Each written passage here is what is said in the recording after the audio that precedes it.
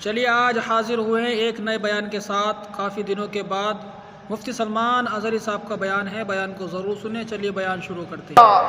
ऐ सुन्नियों, घबराने की जरूरत नहीं, मायूस होने की जरूरत नहीं, अपने आमाल बदलने की जरूरत है, अपने अखलाक बदलने की जरूरत है, ईमान की मजबूती लाने की जरूरत है। हमारे पास बचा क्या है? अभी जो चीज बची है वो मोहब्बत मुस्तफा, नबी करीम सल्लल्लाहु तआला अलैहि वसल्लम पर मर मिटने वाली जो कैफियत है, ये दुनिया की सबसे अजीम दौलत अल्लाह ने तुम्हें अता की, इसको बचाए रखो। ये भी अगर खत्म हो गई तो चलती फिरती लाशें हैं और कुछ भी नहीं बचा।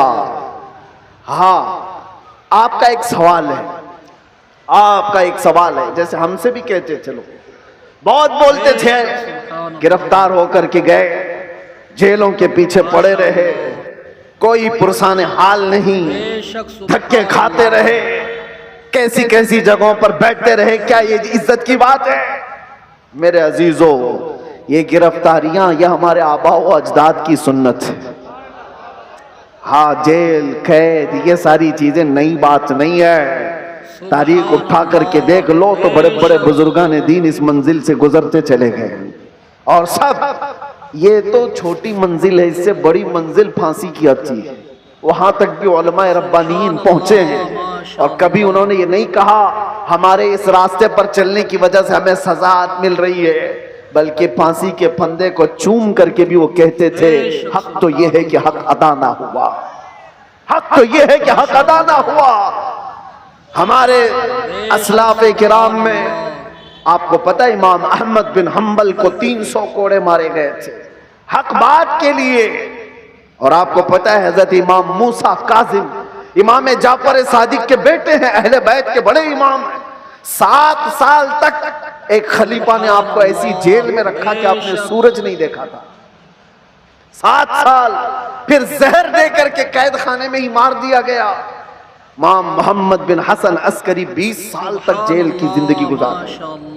हजरत अहमद फारूकी सरहिंदी मुजद्दिद अल्फसानी 8 साल तक ग्वालियर की जेल में बंद रहे। अल्लामा किफायत अली काफी, इनायत अहमद काकोरवी, फजले हक, माशाअल्लाह, बेशक, सुभान अल्लाह।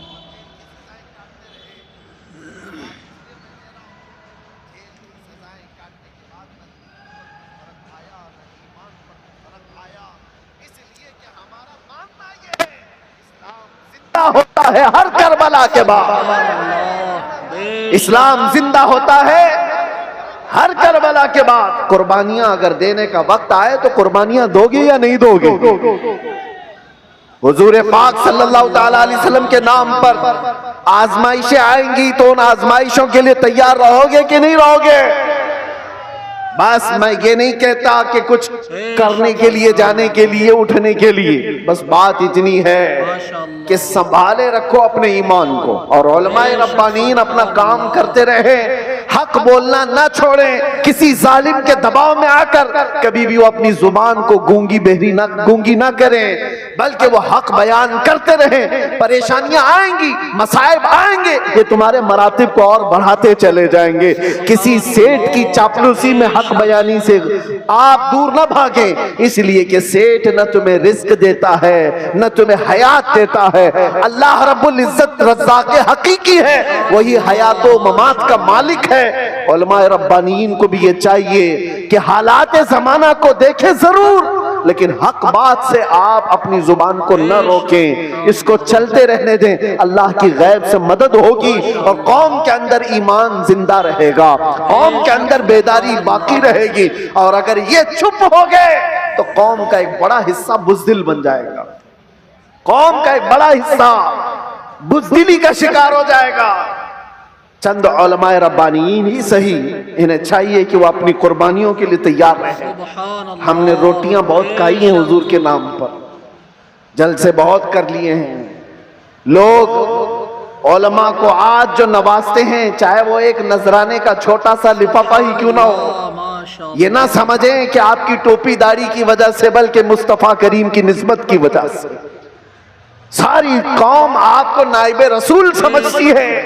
हुजूर के नाम पर हमें मिल रहा है, खा रहे हैं। माशाअल्लाह। आप नीचे बैठे हम ऊपर बैठे हैं। ये ऊपर बैठना भी मेरे हुजूर की निस्बत की वजह से।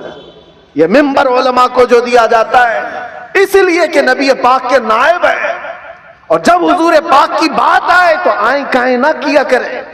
उलमा को चाहिए कि वो अपना हक अदा करें, अपना हक अदा करें। और हमने देखा है चंद वो लोग मसलहत और हिकमत की बात करते हुए हमें डराते हैं। मेरे अजीजों, मसलहत अपनी जगह पर, हिकमत अपनी जगह पर। क्या इमाम हुसैन को मसलहत नहीं मालूम थी? करबला में जाने के वक्त उनको हिकमतें नहीं मालूम थी जो 72 लोग अपने खानदान के लेकर शहीद हो गए? दीन पर कभी ऐसे मामलात आए तो मेरे अजीजों, उलमा का सबसे पहला ये नंबर है कि कौम आप एक कदम बढ़ाते हैं तो ये 100 कदम आगे बढ़ने को तैयार है। आपको सिर्फ एक जुबान कहने की देर है। कौम तो बेचारी बेपनाह मोहब्बतों के साथ जान देने के लिए भी कुर्बान है। मैं अक्सर एक बात कहा करता हूं, आज से 4 साल पहले मैंने दिल्ली में उस पाखंडी को जो मुबाहले का चैलेंज किया था, और आपको पता है हमारा ऐलान पूरी दुनिया भर में फैला था कि हम आग में कूदने जा रहे हैं। लेकिन उस वक्त मुंबई का एक नौजवान मेरे पास आकर कहा था, जो कोई बाअमल नहीं दिखता शक्ल से, हाँ दाढ़ी में भी डिजाइन, सर में भी डिजाइन, फटी जीन्स पहना हुआ, उसने कहा था कि हजरत मुफ्ती साहब, मैंने सुना है आपका ऐलान, आप दिल्ली जा रहे हैं आग में कूदने। मैंने कहा आपको क्या है उससे? उसने कहा आप जब भी जाना हो तो मुझे ले जाएं, पहले मैं कूदूंगा। चेहरा देखो, हुलिया देखो पूरा। मैं ये कहता हूं उलमाए रब्बानी से हमें सिर्फ कहने की देर है, सारा महाज कौन संभालेगी? सारा महाज। हमने सिर्फ ऐलान किया था, बच्चा बच्चा तैयार खड़ा था।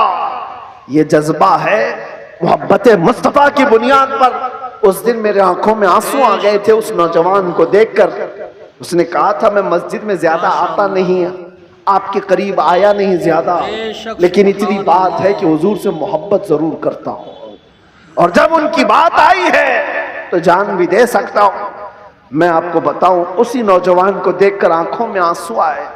बारगाह मुस्तफा में मैंने अर्ज किया था, या रसूल अल्लाह, आपकी ये उम्मत गुनहगार हो गई, गद्दार नहीं है, गद्दार नहीं है, गद्दारी नहीं करती। तो मेरे अजीजों, इसी चीज को मैं कहता हूं, थोड़ी सी लौ देने की जरूरत है। उलमाए रब्बानीन हक बयान करें, कौम को सही सलीके से चलने का उनको निशाना दिया करें, फिर देखे इनकलाब आएगा, जरूर आएगा। हमें आज ये पता ही नहीं है किसके साथ जाना है, किसके साथ बैठना है, किसके साथ उठना है। जो देखा उसकी तरफ चल पड़े, ऐसा नहीं होता। उम्मत मुस्तफा तुम खैर उम्मत हो, हर कोई तुम्हारा आइडियल नहीं बन सकता, हर कोई तुम्हारा रोल मॉडल नहीं बन सकता। तुम्हारा रोल मॉडल खालिद बिन वलीद हो सकता है, तुम्हारा आइडियल सलाउद्दीन अय्यूबी हो सकता है। अरे गैरे नत्थू खेरे को देखोगे तो बुज़दिली तो आएगी। फिल्मों में नाचने वाले तुम्हारे आइडियल बनेंगे, तुम उनके फैन हो, उनकी तरह कपड़े पहनने की कोशिश करोगे, उनकी तरह लाइफस्टाइल बनाने की कोशिश करोगे। याद रखो वो जहन्नम में जाएंगे तो साथ तुम्हें भी लेकर जाएंगे। हाँ, लाइफस्टाइल बनाना है तो मेरे मुस्तफा के गुलामों की लाइफस्टाइल बनाओ। वो सहाबा रिदवानुल्लाहि ताला अलैहिम अजमाइन जो दुनिया के सबसे अच्छे इंसान थे इस रूए जमीन पर, वो हमारे रोल मॉडल है, वो हमारे लिए आइडियल है। कौम को ये मैं कहता हूं, सहाबा को पढ़ो, उनकी सीरत पढ़ो। रोजाना इंटरनेट का जमाना है, सर्च करो मेरे नबी पाक सल्लल्लाहु ताला अलैहि वसल्लम के सहाबा की सीरत। आज से ये पाबंदी कर लो कि कम से कम 100 सहाबा की सीरत, उनकी तारीख में पढ़ के रहूंगा। मेरे अजीजों, मिल जाएगा आपको सब कुछ, और फिर देखना आपकी जिंदगी में इनकलाब कैसे आएगा, कितनी चेंजिंग आएगी, कितना बदलाव आएगा। 24 घंटे में 18 घंटे तो फेसबुक के रील्स वगैरह देखने में गुजार देते हो, इंस्टा के रील्स देखने में गुजार देते हो, फेसबुक के वीडियोस देखते हुए यूट्यूब में मगन रह जाते। काश उसका आधा वक्त तुम रसूलुल्लाह के दीवानों को पढ़ने में लगाओ, फिर किसी और चीज की तुम्हें जरूरत ही नहीं। मेरे अजीजों, इतने बड़े जलसों की भी तुम्हें हाजत नहीं पेश आएगी। तुम अपनी जिंदगी को मेरे नबी पाक के गुलामों को पढ़ करके खुद समझ जाओगे, क्योंकि मेरे आका ने फरमाया अस्हाबी कन्नुजूम बिअय्यिहिम मुक्तदैतुम इहतदैतुम। मेरे सहाबा सितारों की मानिंद हैं, तुम जिसकी भी पैरवी करोगे हिदायत पा जाओगे, जिसके पीछे भी चलोगे तुम हिदायत पा जाओगे। आज के हालात की बुनियाद पर बुज़दिली जो आ रही है उसको खत्म करने की मैं बात कर रहा हूं, दोनों तरफ, यहां से भी और वहां से भी, दोनों जगह से। और उन सेठों से भी मैं कहता हूं जिनको अल्लाह ने थोड़ा माल दिया है, तुम अपने माल का गलत इस्तेमाल ना करो। और किसी के पास माल आ गया है तो सबसे पहला वो क्या काम करता है? उलमा पे हुकूमत जमाने की कोशिश करता है। वो चाहता है कि सारे मौलाना मेरे इशारे पर चले। ये सारे सेठों का मिजाज बनता चला गया। मौलाना साहब मस्जिद में वही बयान करेंगे जो मैं चाहूंगा। तुम्हारा दीन चलाओगे कि मेरे मुस्तफा का दीन? और जिन लोगों का ऐसा मिजाज बनेगा वो मेरे मुस्तफा की शरीयत नहीं चला रहे, अपनी तबीयत चला रहे, उनका ठिकाना भी बहुत बुरा होगा। वो अंजाम समझ करके चले। माल आने के बाद, पैसा आने के बाद उलमा की जुबानों को रोक लगाने के लिए अपने माल का, अपने पावर का इस्तेमाल ना करें। हाँ, उनसे रिक्वेस्ट करें, इल्तिजाएं करें कि आप इस मौजू पर कहें, इस मौजू पर, लेकिन बंदिशों के साथ। अरे कितने तो ऐसे हैं। हमारे पास एक मामला ऐसा अभी दूर दराज के इलाके का आया। एक इमाम साहब को हक बयानी करने पर उनके कपड़े फाड़ दिए गए, उनको मारा गया, मिंबर से उतारा गया। किस वजह से? कि उनकी तबीयत की बात नहीं कर रहे थे मौलाना, शरीयत मुस्तफा की बात कर रहे थे। तुम सूद खाते रहोगे और उलमा नहीं बयान करेंगे, शराब पीते रहोगे उलमा नहीं बयान करेंगे, चोरी करते रहोगे उलमा नहीं बयान करेंगे। अगर तुम्हें तुम्हारी बुराइयों के बारे में बताने से बुरा लगता है तो डॉक्टर के पास भी मत जाना। वो तुम्हारी बीमारियों को जब बताता है तो क्या थप्पड़ लगाते हो? जब तुम्हें वो कहता है कि तुम्हें बुखार हो गया है, पेट में अल्सर हो गया है, तो क्या थप्पड़ लगाओगे? गिड़गिड़ाने लग जाओगे, डॉक्टर साहब इलाज कर दो, जल्दी से अल्सर निकाल दो। यही काम जब उलमा तुम्हारे साथ करे, रूहानी बीमारियां तुम्हें लगी हैं, तो तुम्हारे दिल में रिक्कत तारी हो जाना चाहिए और सोचना चाहिए। आओ उनके पास, कहो कि हमें इन बीमारियों से आजाद करो, इन गुनाहों से, इन बीमारियों से, इन बलाओं से हमें आजाद कराओ। लेकिन उल्टा है, पैसों का जोर ऐसा कि उलमा की दाढ़ियां खींच ली, उनके जुब्बे खींचे लिए, उनकी इज्जतों पर उंगलियां उठाने लग गए। ये मिजाज बदलो मेरे अजीजों। और आज जलसों के सिलसिले में एक और बात मैं कह के जा रहा हूं। इंतजामिया जितने जलसे करते हैं, बाहर से आने वाले शायर, बाहर से आने वाले मुखर्रिर, ये सारे अपनी जगह पर। तुम अपनी मस्जिद के इमाम को अगर खुश नहीं रख सकते तो इन जलसों को क्या हासिल है? इन जलसों का क्या हासिल है? लाखों रुपए जमा करते हो और ये सब पे खर्चा करते हो। मस्जिद का इमाम 5,000 के लिए तरस जाता है। मोहल्ले के इमाम को समझते हो कि ये तो घर की मुर्गी है, दाल बराबर, इसको तो चलाया जा सकता है। वो तुम्हारे साथ साल के पूरे दिन रह रहा है, हम तो आधा घंटा, 1 घंटा आकर के जा रहे हैं। जो साल भर तुम्हारे साथ खिदमतें कर रहा है उसका दिल ज्यादा खुश रखो। अगर वो मुतहर्रिक नहीं होता तो तुम्हारे पास दीन का मिजाज आता कहां से? तुम्हारे बच्चे कुरान पढ़ते कैसे? अगर वो मेहनत ना करे तो अलिफ से बा तक ना आए बच्चों को, तो फिर सबसे पहला हक है उसका। ये मिजाज भी बिहार हो कि कहीं पर भी हो, मैं ये देना चाहता हूं। हम नजराने के लिए नहीं आते, एक बात याद रखें कान खोल करके।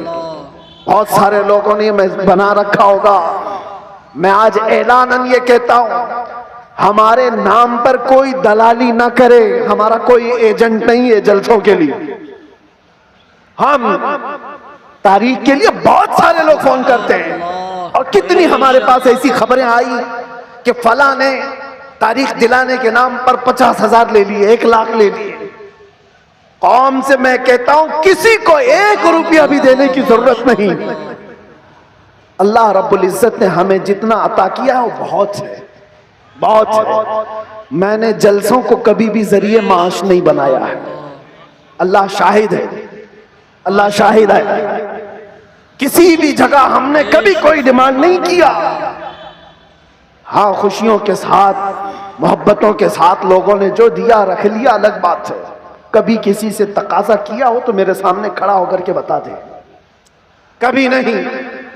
ये बात इसलिए कर रहा हूं कि अल्लाह तबारक व तआला ने जो अता किया वो बहुत है। हम अपने पैसे से सफर का खर्चा भी निकाल सकते हैं और आकर के बगैर किसी चीज के जा भी सकते हैं। हमें किसी चीज की हाजत नहीं। लेकिन आज से मैं कहता हूं, मकामी उलमा को पहले खुश रखो।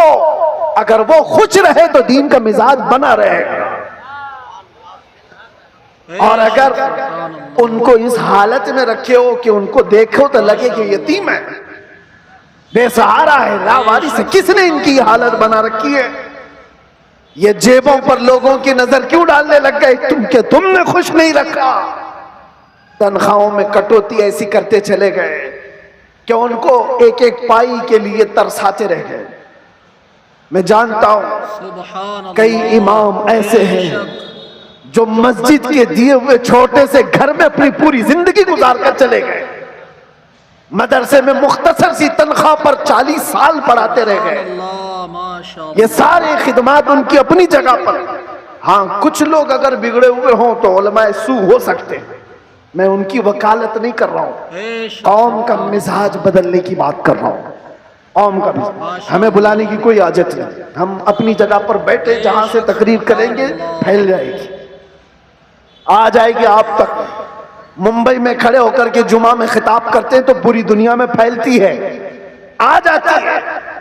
हम सिर्फ और सिर्फ बड़े इसरार की वजह से आ जाते हैं। हम ये नहीं चाहते कि आपका माल जाया हो, बर्बाद हो। आप ये सारे माल का जो सही इस्तेमाल है वो अहले सुन्नत व जमात की मजबूती के लिए ही पर लगा। ये क्या मिजाज है बना रखा है। बहुत सारी फॉर्मेलिटीज हम देख रहे हैं। नात खानी भी नोट खानी की तरह, जिसको देखो उसको पैसों की तलब में अगर नात पड़ी जाती है तो वो नात नहीं रहती है। वो नात नहीं, उससे इश्क मुस्तफ़ा नहीं आता। इश्क मुस्तफ़ा तो वो है। आज से तकरीबन 70 साल पहले मैंने एक मैगजीन आता था, माहनामा अल मीज़ान, और इस्तिकामत, माजरत, माहनामा इस्तिकामत, उसमें एक चीज लिखी हुई थी। बड़े उलमा बैठे हुए थे। एक शायर नाते मुस्तफ़ा पढ़ रहा था और उसके शेर का मफहूम ऐसा कुछ था, एक तरफ काबा है, एक तरफ गुंबद खजरा, दरमियान में मैं, इधर जाऊं कि इधर जाऊं। 18 मरतबा उसने एक ही मिसरा पढ़ा। 18 मरतबा। होता है लोग पक जाते हैं, ये शायर लोग क्या पढ़ रहे हैं। लेकिन वो शायर ऐसा नहीं कि जिस शेर पे पैसा मिल रहा है उसको रिपीट कर रहा हो। बेशक सुभान, जिस शेर पे पैसा मिले उसको बार बार पढ़ते जाओ, नहीं, कोई नहीं। वो उलमा की महफिल थी। 18 बार जब पढ़ा उसके बाद गश खाकर गिर गया। उलमा इकराम बैठे हुए, वो उठाने के लिए आए तो देखा उनकी रूह परवास कर चुकी थी। ये नाते मुस्तफा है। पहुंचा वहीं पर जिसकी मदहसराई कर रहा था, और यहां तो लोग हुल्लड़बाजी कर रहे होते हैं। ये नात नहीं है। नात खानी को नात खानी रखो, नोट खानी मत बनाओ। तुम्हारे पैसे संभाल रखो। देने का इतना शौक है तो बाद में क्यों अलग से ले जा करके नहीं देते? ये उछालना क्या है? ये मुजरा करना क्या है? ये तमाम चीजें क्या है? लोगों को देखा गया है, उनके पास गड्डियां हैं, वो एक साथ देना नहीं चाहते, चुट्टे चुट्टे निकाल निकाल कर, ताकि पूरी दुनिया उनके माल के नजारे देखे। वो अपनी तमाम चीजों की नुमाइश चाहते हैं। मेरे अजीजों, इस मिंबर रसूल को इन तमाम चीजों का खेल ना बनाओ। ये पाक मिंबर है। बुजुर्गाने दीन ने जैसा इस मिंबर को रखा था वैसे ही रखा जाए। मेरे एक उस्ताद फरमाया करते थे जलसे के 3 रुकन होते हैं, माशाअल्लाह, याद रख लीजिए 3 रुकन हैं, एक इंतजामिया, एक स्टेज के मुकर्रिर, बेशक सुभान अल्लाह, ये 2 गए, तीसरे ऑडियंस सुनने वाले लोग। माशाअल्लाह, तीनों के अंदर अगर इखलास हो तो उस जलसे की धमक पूरी दुनिया में पड़ जाए। इखलास हो तो उसके अंदर ताकत और पावर बढ़ जाएगा उस जलसे के अंदर। इखलास कैसे? जलसा कराने वालों का भी इखलास हो कि हम अल्लाह उसके रसूल की रजा के लिए कर रहे हैं, कंपटीशन के लिए नहीं, पैसा जमा करके खाने के लिए नहीं। जलसा किया तो बाकी का पैसा हजम कर लिया, इसके लिए नहीं, इखलास हो। दूसरा रुकन ये मुकर्रिरीन का है, वो पैसा लेने के लिए ना आए हो, वो अल्लाह और उसके रसूल की बात कौम तक सुनाने के लिए आए, उनके दिल में इखलास हो। तीसरा, सुनने वाले भी सर्कस देखने ना आए हो, एंटरटेनमेंट करने ना आए हो, वो अपना घर बार छोड़ करके अल्लाह उसके रसूल के लिए आए हो। जब ये तीनों अरकान में इखलास होता है तो वो जलसा पावरफुल हो जाता है, रूहानियत से भर जाता है। फिर वहां से कहा हुआ हर जुमला ताकतवर होता है, वरना हजारों जलसे क्यों नहीं फायदा देते, क्यों नहीं देते? कहीं तो कोई मिस्टेक है, कहीं गड़बड़ है, इनकी इस्लाह की जरूरत है। कंपटीशन में जलसे ना करो, तारीख लेने वाले लोगों की कतार है। यहाँ भी बहुत लोग आए होंगे, पहले मिले भी और अब मिलने वाले भी होंगे, उनसे भी मैं कहता हूं एक इलाके में अगर कहीं हो गया तो सारे साथ मिलकर क्यों नहीं साथ देते? माशाअल्लाह, सुभान अल्लाह। मुफ्ती सलमान अजहरी साहब का बयान था। बयान अच्छा लगा हो तो बयान को लाइक करें, शेयर करिए और हमारे चैनल MH के इस्लामी वीडियो को सब्सक्राइब कीजिए ताकि हर आने वाली वीडियो आप हजरात तक सबसे पहले पहुँचे। चलिए नातिपक के चंद अशार समात करते हैं। चैनल के साथ जुड़े रहें और ऐसे ही मोहब्बतों के साथ नवाजते रहें इंशाअल्लाहुल अज़ीज़। ऐसे ही नए नए बयानात सुनने के लिए तैयार रहें। हर रोज़ इंशाअल्लाह एक नए बयान के साथ हाजिर होंगे इंशाअल्लाह। दुरूद पाक पढ़ लीजिए, अल्लाहुम्मा सल्ली अला सय्यिदिना व शफ़ीना व हबीबिना व करीमिना व मलजाना व मअवाना मुहम्मद सल्लल्लाहु अलैहि वालिहि वसल्लम। कसम खुदा की उसे मयस्सर, कसम खुदा की उसे मयस्सर, कभी खुदा की रज़ा नहीं है। कसम खुदा की उसे मयस्सर, कसम खुदा की उसे मयस्सर, कभी खुदा की रज़ा नहीं है बोझ धरती पे उसका जीना, है बोझ धरती पे उसका जीना। जो आशिक़े मुस्तफ़ा नहीं है बोझ धरती